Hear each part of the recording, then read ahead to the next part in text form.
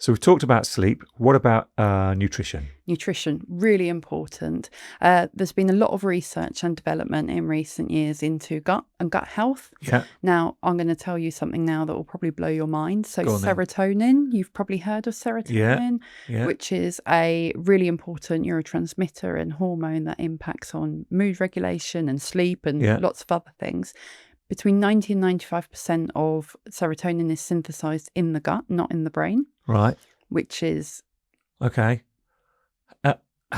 So serotonin is being talked about a lot. Yeah. How do I change my serotonin health position? How do I get more serotonin in my body? Yeah, absolutely. So gut health is key. So lots of whole foods, whole grain foods, lots of fiber and omega-3, Mediterranean diet, fish oils, absolutely. All of that is really important. Okay. And avoid processed and ultra processed foods. Yeah. We're seeing increasing links between that kind of gut health and that gut brain axis as well, which supports that.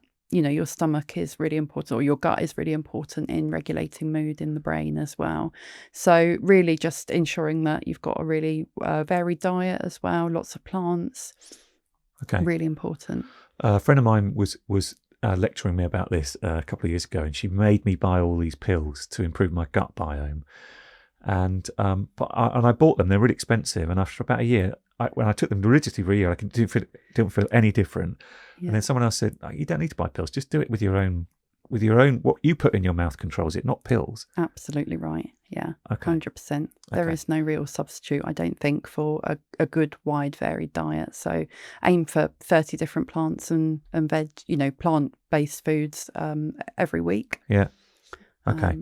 And cut out processed food. So, and that is a big sadness for me, because my favourite thing in the world is sausages, and they are ultra high processed, aren't they? Because anything that's been through a mashing machine and had loads of stuff thrown into it is probably not good.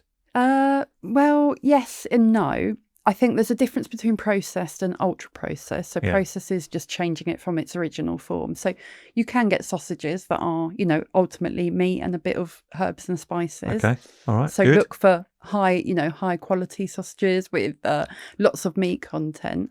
Ultra processed is a slightly different category, and that's the one that we're looking to avoid. Give me an example of an ultra high processed food. It's essentially something that you would not be able to make at home with ingredients from your cupboard. So It could be something like a pot noodle. Am I allowed to say? Oh, yeah. Why not? Let's shame pot noodles.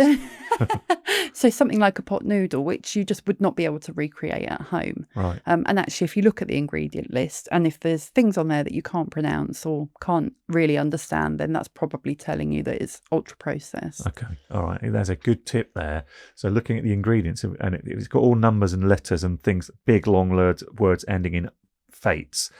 It's probably a bad thing. Okay.